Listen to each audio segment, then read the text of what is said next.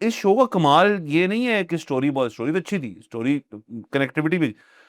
इस सारे शो का मुझे लगता है कमाल ये है कि सारे जो एक्टर्स थे वो ना सिर्फ ऑन पॉइंट थे, बल्कि सारों को अपने रोल में एडजस्टमेंट हुई हुई थी कि हमने ये रोल निभाना है, हमने ये करना है, हमने वो करना है। बट अगेन सर, यही अगर स्क्रिप्ट हो और वेल एक्टेड ना हो ना, तो आपको मुझे शो नहीं था पसंद आना। ये चीजें अब ज्यादातर अब बनना शुरू हुई हैं, एपिसोड वाइज बनना शुरू हुई हैं। तो ये अब बड़ा इंटरेस्टिंग है कि शायद जो नए एक्टर आ रहे हैं, अली फजल टाइप और दीगर एक्टर्स हैं, जो यंगस्टर्स हैं, जो ड्रामों से भी आ रहे हैं, कि उनके पास अपनी एक्टिंग स्किल को पोर्ट्रे करने के लिए कितनी ज़्यादा अपॉर्चुनिटीज़ हैं। जो हमारे ओल्ड स्कूल सैफ अली खान और जो खान बरादरी है और संजय दत्त कह लें, ये वो, उनके लिए शायद इतने ऑप्शंस ही नहीं थे, क्योंकि उनको एक आधी रोम कॉम या उस टाइप की चूतिया फिल्म करनी पड़ती थी। अस्सलाम वालेकुम, मुस्बित शो में बहुत बहुत खुश आमदीद। मैं हूं असद निज़ामी, मेरे साथ हैं अली साहब। शो को लाइक और शेयर करें, चैनल सब्सक्राइब का। सर कैसे हैं? था यकीन के आएंगी ये रातां कभी। सर शो रिव्यू हो रहे हैं सर। सर आते हैं आपने खराब कर दी सर, अपने टीवी व्यूइंग बढ़ा के सर, इस ऑडियंस की।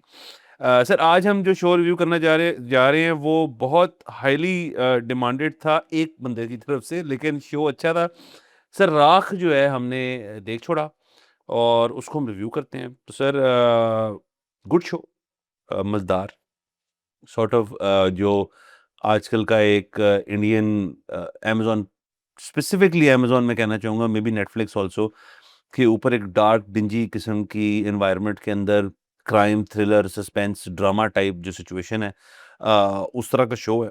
बट इनकी क्योंकि टोन्स जो हैं वो एक जैसी होती हैं बहुत सारे शोज़ की, तो फिर जो एक्टिंग है वो ज़्यादा लाउड हो जाती है कि किसने बेहतर एक्टिंग की। सो हम उस चीज़ का लुत्फ़ बहुत लेते हैं। ये भी एक बहुत वेल एक्टेड, एक वेल प्रोड्यूस्ड शो है। अली फ़ाज़ल जो, जिसके हम वैसे ही बहुत बड़े फ़ैन हैं, मिर्ज़ापुर की बात कर लें, उनकी दीगर फ़िल्मों की बात कर लें, इस शो की बात कर लें, he has shown as a brilliant brilliant actor. Sonali Bendre को मैंने इनको 25 साल बाद स्क्रीन पे आते हुए देखा है, मेबी बीच में उन्होंने कुछ चीज़ें की हैं। एक और वेटरन एक्टर जो बाप बना हुआ है इसके अंदर बच्चों का, आमिर बशीर, वो इसके अंदर हैं। और काश मतलब है इसके अंदर राकेश बेदी जो पुराने एक एक्टर हैं जो इसके बाप बने हुए हैं, जो वो आजकल धुरंधर की वजह से बड़े हिट है। भेंट हैं। और इसके अंदर ऑफ कोर्स जो हमारे दिव्येंदु भट्टाचार्य जो हैं, जो एसपी साहब बने हुए हैं इसके अंदर, वो हमारे वन ऑफ आवर फेवरेट्स हैं बिकॉज़ ऑफ वेरियस शोज़ जो उन्होंने किए। हाँ, और वो उनको खास तौर पे अनदेखी के बाद से उनको पुलिस में वाला बहुत कास्ट किया जा रहा है। वो भले ही पुलिस के लिए थे सर। कुछ लोग होते हैं वो ना वो एक्टिंग में चले जाते हैं, लेकिन जब वो पुलिस का किरदार करते हैं, तो वो जैसे वो जो भोजपुरी हैं जो लापता लेडीज में थे, वो तो बने पुलिस वाले बनने के लिए, ऐਵੇਂ वकालत करते फिरते हैं, वो तो बने इसके। बट सर मैं स्पॉइलर तो अपनी जगह, ये शो जो है ये ऐसे लोगों के लिए नहीं है जो ज़रा सेंसिटिव नोयत के हैं। इसके अंदर बहुत सारे एलिमेंट्स हैं जो आपको डिस्टर्बिंग लग सकते हैं। 2 बच्चों की मर्डर की बात है इसके अंदर, और जिस तरह उसको ड्रामेटाइज़ और विजुअलाइज़ किया हुआ है, वो बहुत एक इंटेंस हो जाता है। ख़ास तौर पे जो आखिरी एपिसोड है, वो बिल्कुल आपको ना एक राइड पे लेके जाता है, और वो कोई प्लेज़ेंट राइड नहीं है। सो कोई अगर इन इन मामलात के अंदर सेंसिटिव है, तो ये ट्रिगर वार्निंग भी दे रहा हूँ मैं आज, स्पॉइलर वार्निंग के साथ। बट ऑल इन ऑल से शो बड़ा मज़ेदार था।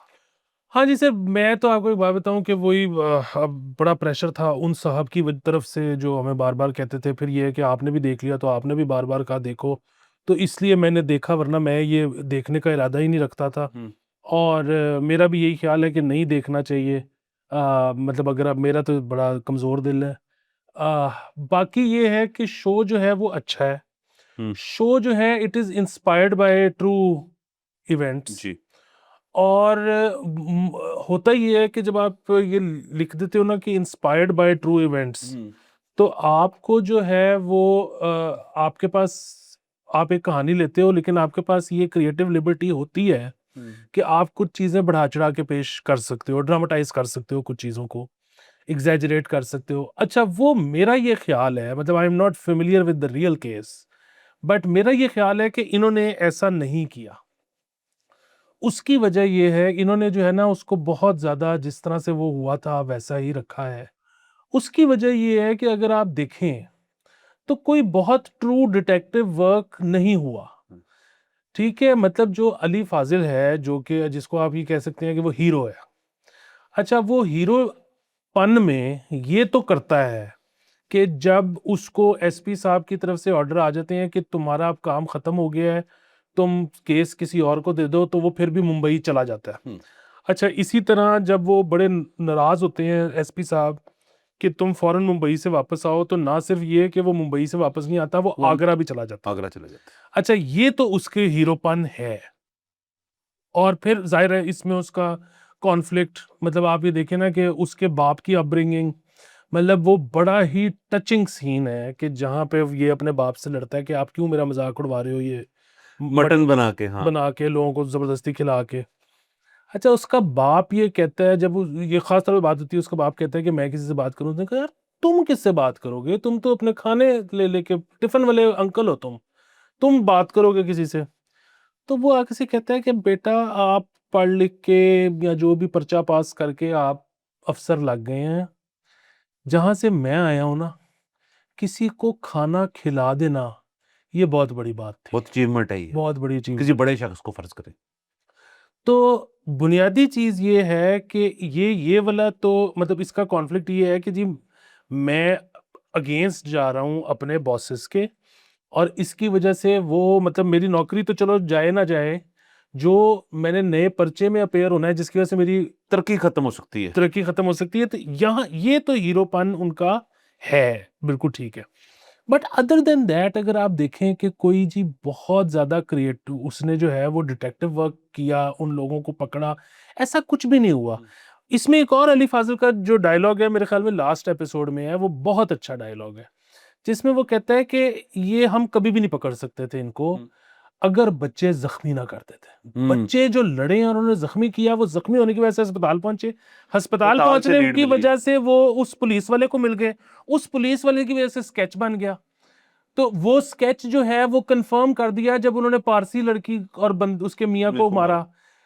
तो असल में पुलिस वालों का कमाल कोई नहीं था, और पुलिस वाला कर भी क्या रहा था, पुलिस वाला ये कर रहा था कि जैसे जैसे लीड मिल रही थी कि अच्छा ये दिल्ली आने से पहले उन्होंने मुंबई में भी एक बच्चे को मारा है, कंफर्म हो गया जबकि ये वही बंदा है, तो फिर ये वो पारसी वाला केस हो गया, जब कंफर्म हो गया है कि वही बंदा, तो वहां वहां से फिर मुख्तलिफ एरियाज में, सो इसने वापस स्केच भेजा अपनी गर्लफ्रेंड को कि अखबार में छाप दे, इसने आगरा स्केच भेज दिया कि आप लोग पोस्टर लगा दो शहरों में। सो बेसिकली तो हुआ ये कि वो जिस जिस शहर जा रहे थे उसमें पूरी पुलिस फोर्स के अलावा अवाम जो है वो उसके पीछे उनके हाँ, पीछे लग गई थी, तो वो तो इवेंचुअली उस वजह से पकड़े गए। नंबर एक चीज, नंबर दो चीज ये है कि हाँ थोड़ा सा ये वाला अगेन मुझे नहीं पता, ये जो स्केच वाला मामला होता है ना, आई डोंट नो कि ये इतना करीब होता है, याददाश्त से आपने स्केच बनवाना है एक ऐसे शख्स का जो कि आपको सिर्फ एक दफा मिला है।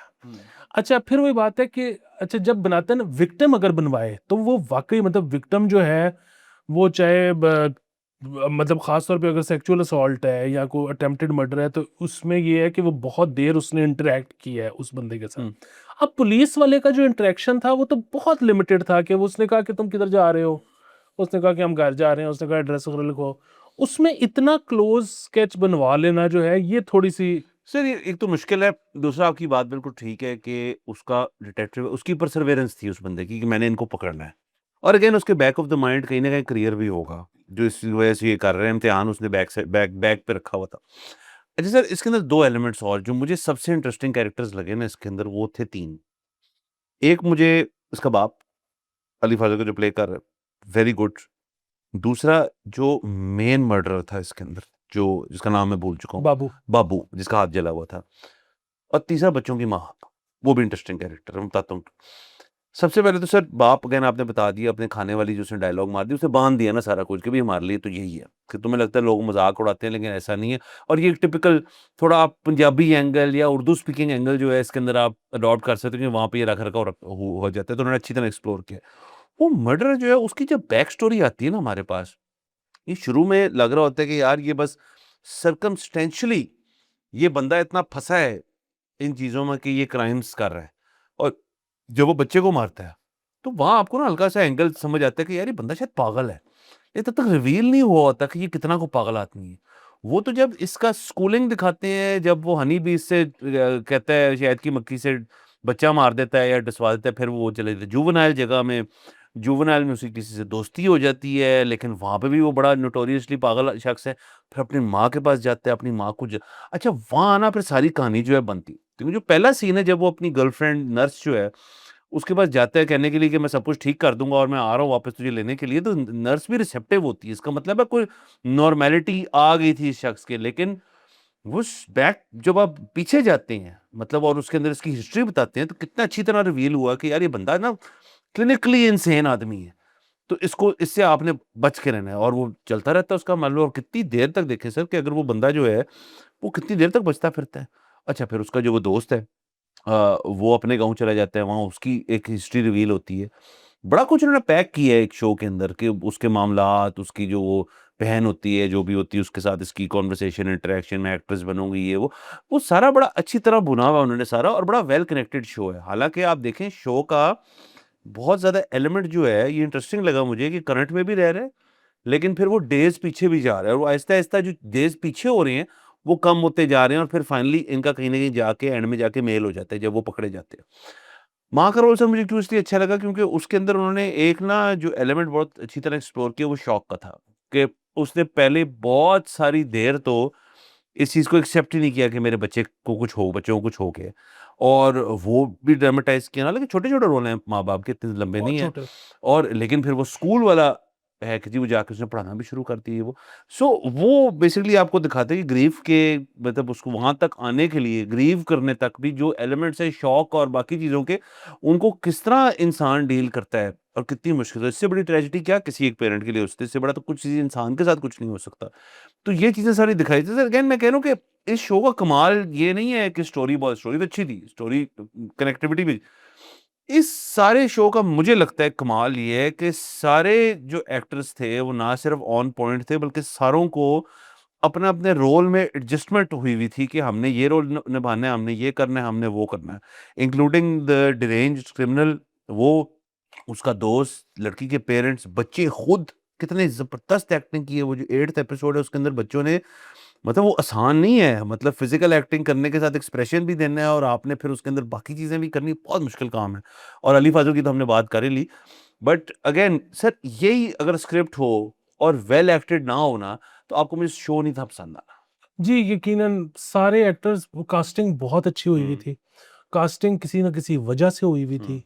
मतलब मेरा तो ये ख़्याल है कि अली फ़ाज़िल को अगेन देखिए अली फ़ाज़िल इसमें हीरो नहीं है, मतलब वो हुँ। कुछ ना वो कोई फ़ाइट करता है ऐसी कि जो कोई नॉर्मल बंदा नहीं कर है ही सकता, नहीं, इस किस्म का शो ही नहीं है। ना कोई वो डिटेक्टिव वर्क ऐसा करता है हुँ, जो कि जी के बड़ा कोई ख़ास ऑफ़िसर हो तो वही कर सकता, कुछ भी नहीं करता। अच्छा बट लेकिन इसमें पीछे उसका क्योंकि कनेक्शन मेरे ख़्याल में लखनऊ वाला हुँ, दिखाया हुआ है क्योंकि असल स्टोरी में भी ऐसा ही होगा हुँ, ऑफ़िसर। तो उनको चाहिए था कोई बंदा जिसकी उर्दू ठीक हो। हुँ।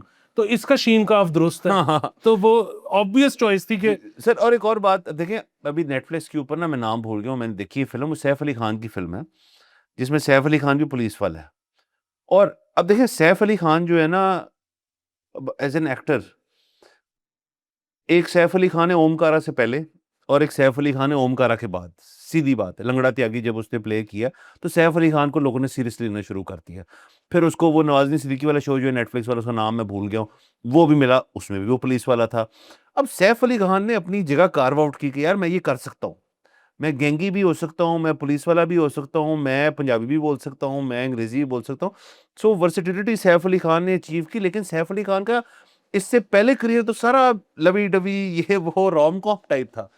अब अली फ़ाज़िल जो है ना उसका करियर देखने लिए मेरे लिए बड़ी इंटरेस्टिंग है। क्योंकि अली फ़ाज़िल हिट हुआ मिर्ज़ापुर से और रोम-कॉम शायद इसने की हों बीच में। बट सर ये कितनी अजीब-सी बात है कि सैफ अली खान शायद उसके एक्टिंग चॉप्स अब तक कितने और बेहतर होते अगर रोम-कॉम दौर में ऐसी चीज़ें बन रही होती। ये चीज़ें अब ज़्यादातर अब बनना शुरू हुई हैं, एपिसोड वाइज़ बनना शुरू हुई हैं। तो ये अब बड़ा इंटरेस्टिंग है कि शायद जो नए एक्टर आ रहे हैं, अली फज़ल टाइप और दीगर एक्टर्स हैं, जो यंगस्टर्स हैं, जो ड्रामों से भी आ रहे हैं, कि उनके पास अपनी एक्टिंग स्किल को पोर्ट्रे करने के लिए कितनी ज़्यादा अपॉर्च्युनिटीज़ हैं। जो हमारे ओल्ड स्कूल सैफ अली खान और जो खान बरादरी है और संजय दत्त कह लें, ये वो, उनके लिए शायद इतने ऑप्शंस ही नहीं थे क्योंकि उनको एक आधी रोम-कॉम या उस टाइप की चूतिया फ़िल्म करनी पड़ती थी।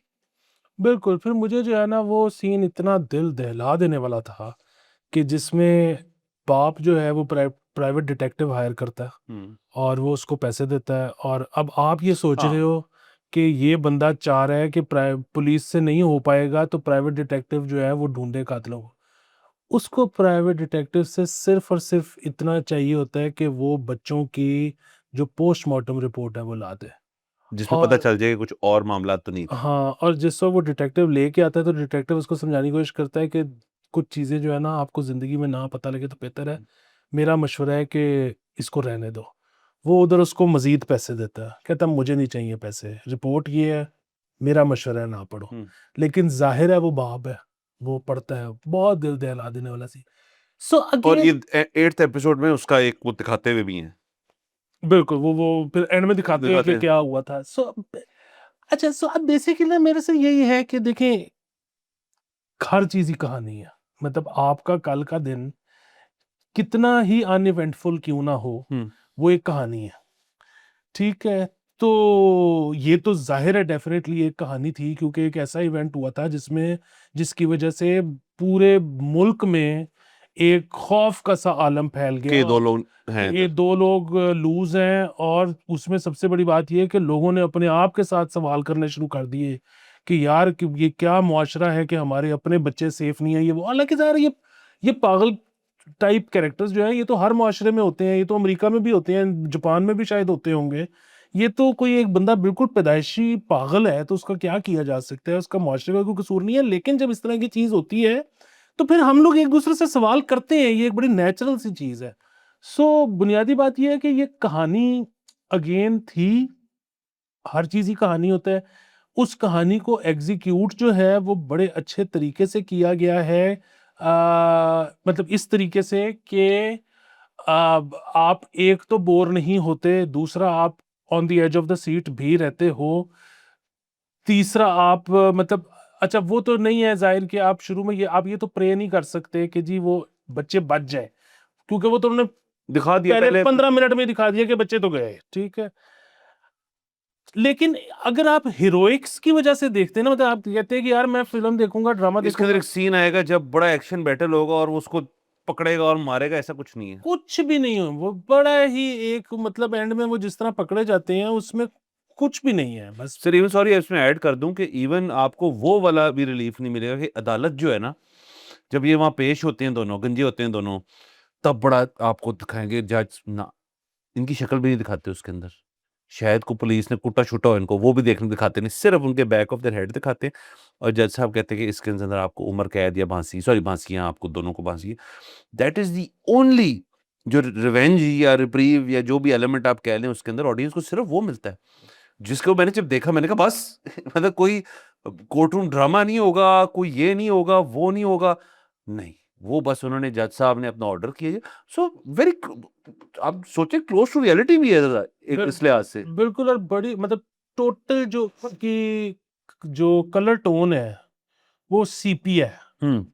मतलब close to black and white and sepia, मतलब है कलर्ड ऑफ कोर्स, लेकिन बड़ा वो वाला एक रखा था ग्रेनी। इंडियन पुलिस अफ़सर की वर्दी ही सीपीए होती है और वो ही उसके अंदर मतलब ज़्यादातर एक्टिव रही है। तो अगेन सर मैं तो आई डोंट नो, आपने आपने कहा ज़रूर देखें, मतलब इस तरह की कोई आपने शायद बात शुरू में नहीं की है। मैंने कहा था मैंने ज़रूर नहीं मैं तो उस बंदे की वजह से कहा था जो बार-बार कह रहा था देखें तो चलो हमने देख तो लिया। बट सर आपको चलिए मैं आज अपनी तरफ से बताता हूँ। अगर मैं ये शो ना देखता और आपने देख लिया होता, आप शायद मुझे कहते यार ना देखो, हाँ, कोई मसले डेफिनिटली। वाली बात नहीं है। मैंने देखा तो मैंने आपको कहा कि आप देख लें क्योंकि हमने रिव्यू करना था। लेकिन anything short of that I think मैं भी आपको ये कहता कि जी मैंने बर्दाश्त कर लिया, आप ना देखें इसको। लेकिन सर देखिए जो इसकी जो क्वालिटी है ऑफ व्हाट इट डज़ वो ब आपको मुझे तो स्टोरी लाइन से बड़ा मसला है।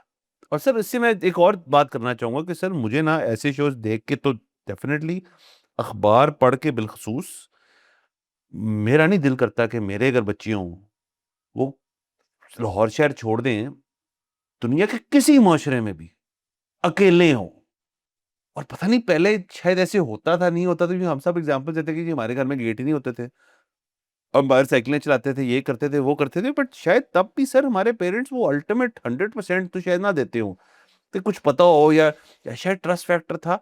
अब तो क्योंकि ये चीज़ें इतनी नज़र-ए-आम पे आ गई हैं, मतलब किसी पेरेंट ने अगर ये शो देखा हो, मतलब वो 2 दफ़ा कहेगा यार कि बच्चे इधर तो अकेले जाते हैं। क्योंकि शुरुआत तो इस शो की इधर से ही हुई ना कि बच्चे किसी जगह अकेले गए और बारिश हो गई। कहानी वहाँ चेंज हुई सारी, तो आपकी सर फटती तो ज़रूर है इसके अंदर, ये देख के। बिल्कुल। और दूसरा फिर वो जो है अब सीन के अगले दिन जब लाशें मिलती हैं हुँ। तो वो अली फाजिल और मतलब दूसरे ज़ाहिर पॉइंट ऑफ व्यू उसका है, बाकी भी पुलिस वालों को हुँ। शायद ऐसा महसूस हुआ होगा, और जिसमें वो कहता भी है कि हम कल सिर्फ 250 मीटर पीछे थे, बारिश की वजह से हम मुड़ के थोड़ा सा और आगे आ जाते, शायद ये जिंदा ही मिल जाता, हाँ, शायद उस वक्त सारा वो एक्शन हो रहा होता, हाँ। बात इतनी आगे जाती ही नहीं। लेकिन अब जाहिर है सर ये नसीब की बात है, वाकई उस वक्त जिस बिल्कुल। किस्म की बारिश जंगल में हो गई, हुँ। मतलब किसी भी पुलिस ने मजीद आगे सर्च ऑपरेशन नहीं था करना। नहीं। ये और बस सर अगेन एंड अप करते हैं सर, इसको रैप अप करते हैं। तो सर मैं इसको दूँगा सॉलिड 7 मेरे लिए आउट ऑफ 10, प्योरली बिकॉज़ जो मेहनत है एक्टर्स की और डायरेक्टर्स की और जो क्रिएटर्स की और सब बाकी मामलात की, वो बहुत खूबसूरत है। Story in itself uncomfortable to swallow है, ये मैं पहले ही कह रहा हूँ। तो 7 ऑन 10 मेरे लिए। बिल्कुल मेरा भी सॉलिड 7 है। इजाज़त है सर, अगले एपिसोड में मुलाकात होएगी। खुदा हाफ़िज़।